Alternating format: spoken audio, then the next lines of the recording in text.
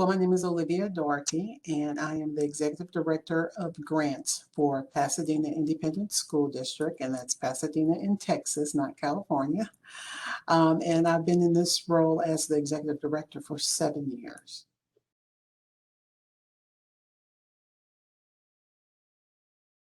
Wow. Really just doing a lot of different things in education. And then there was a grant that needed implementation. And so I was hired to do that. Um, I started off as a teacher, as a biology teacher, a biology and chemistry teacher for high school. And then after that, I went to run a Title I program, which is a federal program for students that are struggling and students that are high need and are at risk of academic failure. So I ran that.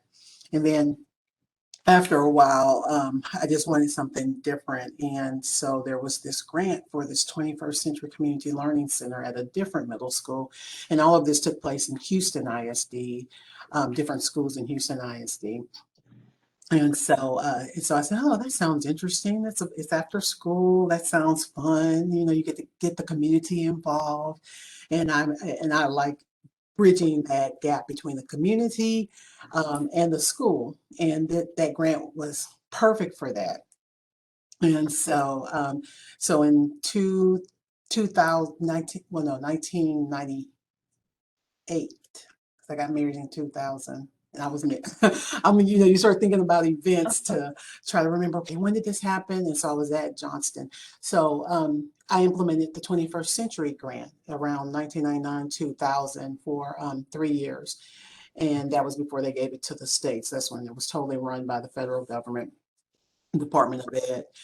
And after that, we were part of a grant collaboration with another entity called Harris County Department of Education. And so when the grant ended, they had a position to continue to run these grants across the city in about 25 different school districts. And so I was hired to run not all 25 programs, but to run a portion of those programs. And so I would say I really got started in the grant world when I implemented that first grant. And then it just continued from there. And then from there, I stayed with Harris County Department of Education for about 5 years. And to be honest, I needed to get closer to home because anybody that knows Houston is really spread out. So it would take me about 45 minutes just one way. And at that time, my oldest was born in 2006, so he was a baby, and probably about 2 or 3 years later, I had my second, so my daughter, and I mean that was just too far away. I mean, because you need to be able to get to him quickly. So I looked at Pasadena, and remember that's Pasadena, Texas.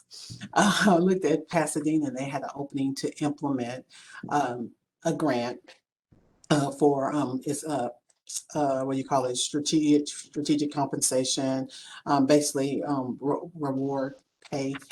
And I did that, and that fell under the grants office, so where the writing was taking place as well. And I was the only person doing basically the compliance or the grant management piece. So of course I got to learn about the writing part.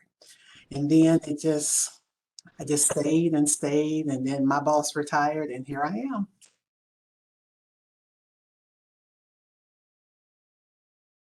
No, they didn't look at that. If I were to leave, I would definitely put that in the job description. In fact, for once I was hired, of course, for this position, my position was vacated, and so when I was hiring for the position, I was able to adjust the job description. I was able to put GPC preferred.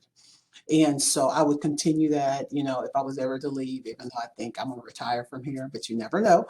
Um, I was able to put that in there. And so I would definitely update my job description to include that because my boss, she was a GPC as well. And so she encouraged me to get mine.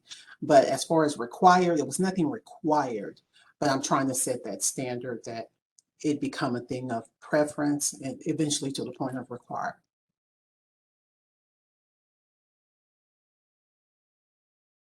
Well, I know I do a lot of trainings with GPA. And so a lot of times I'll log in, and I love this virtual space because you're able to log into different chapters events. And so it's been wonderful to just kind of bounce around. And even when we have our chapter meetings, and we always have that professional development component, um, to see people, and you're like, they're not in Texas, but they're a part of our meeting. And so while I know this pandemic has been really hard for some, it really has been great in some ways, you know. I also do some, I also take some different leadership workshops.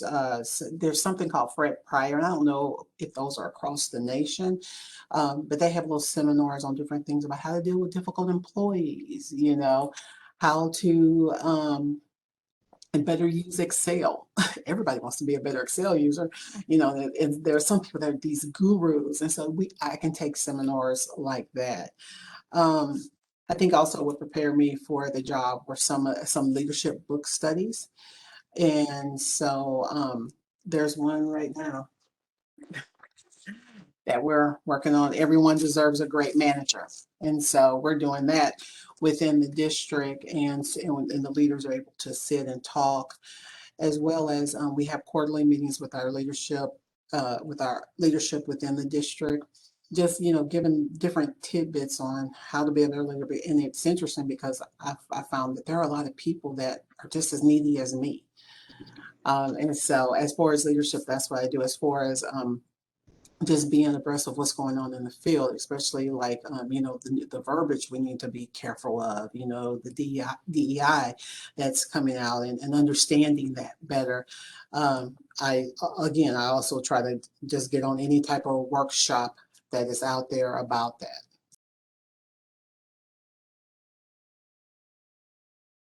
Currently, I don't mentor anybody right now, just because when I've looked at mentoring models, it takes a lot of time. And right now, I'm the vice chair of Grant Professionals Foundation, as well as I have some external commitments with a couple of nonprofits outside of work, and just trying to run a small grant program. I don't think I would give it the attention it would need, a person would need.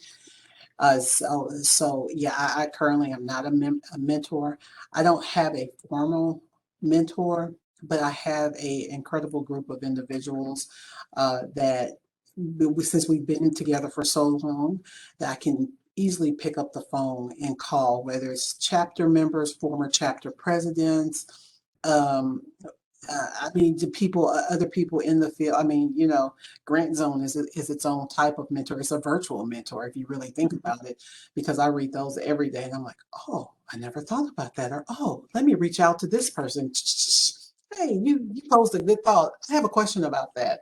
So formalized mentoring, I don't have anybody, but I have an incredible group, and I think that's why I haven't had a formal mentor, because I know at any period I can pick up somebody, and I would say, hey, and pick up the phone and call somebody, and say, I have a question about this, and what do you think about that? And you know, and they'll ask with no judgment. You know, not thinking, man, she's been in GP a while. She's asking me. It's a no judgment zone.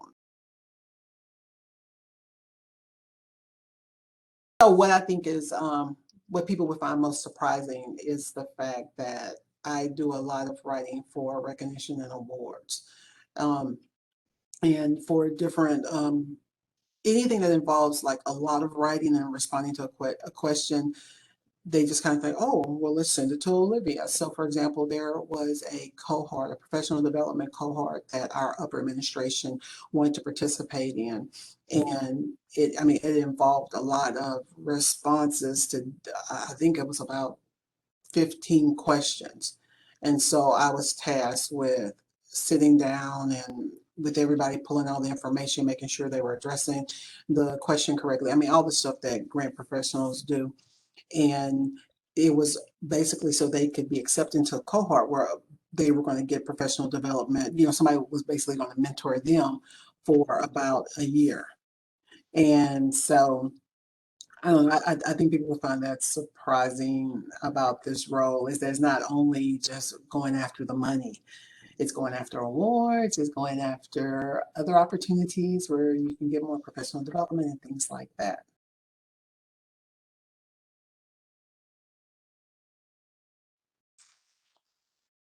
I think the thing I love the most is seeing people think outside the box and get excited about these ideas and keep the energy going, whether the grant is funded or not.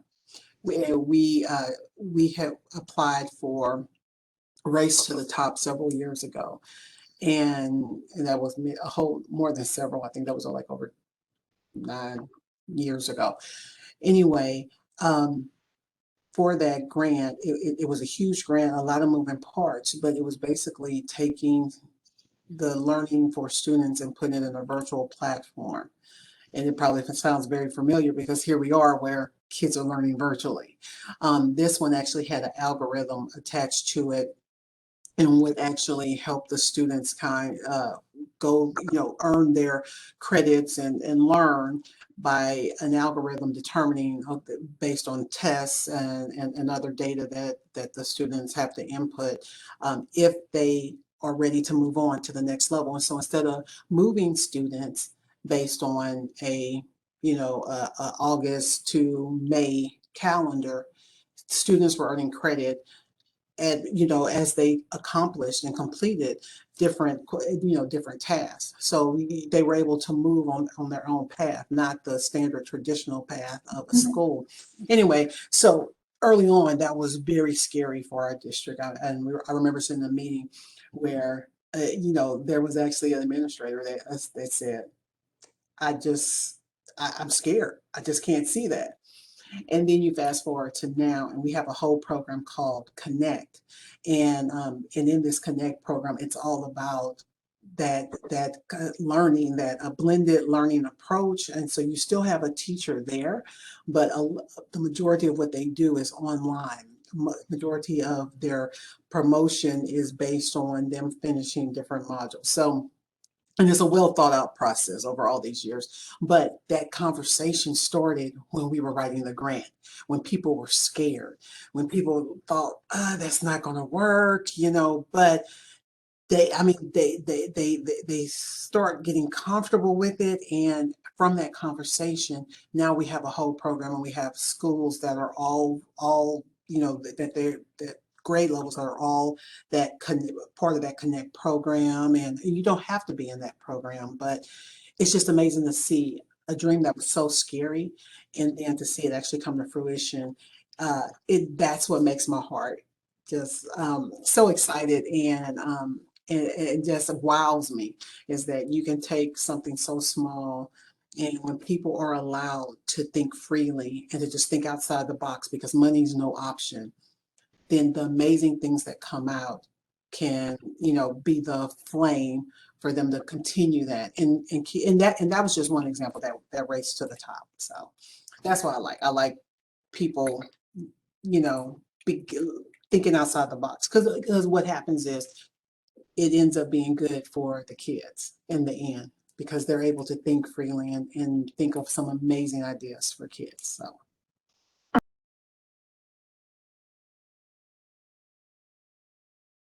I think what prepared me most for this current role was my stint as a science department chair for Houston ISD. I was at the time, I was at a high school that was the largest high school. I think it was like the second largest high school in the nation, but it was definitely the largest high school in the state. And so I was able to, this little young girl, 20-something-year-old, serve as the department chair. And it was very interesting because in this leadership role, um, you have to take care of the people and but at the same time, you have to be able to have have thick skin when you're taking care of the people because not everybody is happy that you're in that role. Not everybody is happy taking direction from somebody so young. And so for this current role as executive director, I kind of had the same thing. Some people, why is she an executive director? Because we have these levels. And so we don't have a lot of executive directors, but then we have a whole lot of directors. And then of course you go to your principals and what's going on, the different positions on the campus. And so you had the same thing here. And so I think as a science department chair, I had to deal with those challenges as well as, and so I had to learn not to take things personally. Everything's not about you. And also had to learn you got to help people through whatever they're going through. Because a lot of times there are personal things that are going on. And so you got to get to the the root of what's going on with that person, which may be causing them to respond in a different way. I think so I think it helped dealing with with dealing with difficult people. In a later role as project coordinator for a grant, I was able to really help, be helpful to others because I was able to listen to other people. I was able to encourage them through the process. And I think that's a big part of this job because I don't have many, but I have 3 employees underneath me. And so if they're going through things, again, I need to listen to them. I need to encourage them. And of course, I only want the best for them because one of the things I truly feel is if you have a gazillion things going on outside that are grabbing at your attention, then we need to work together to see how we can get a good balance so you can do your work and do it at a high level as well as deal with everything that's going on. So I think I think those 2 positions really prepared me for this career path I'm now in.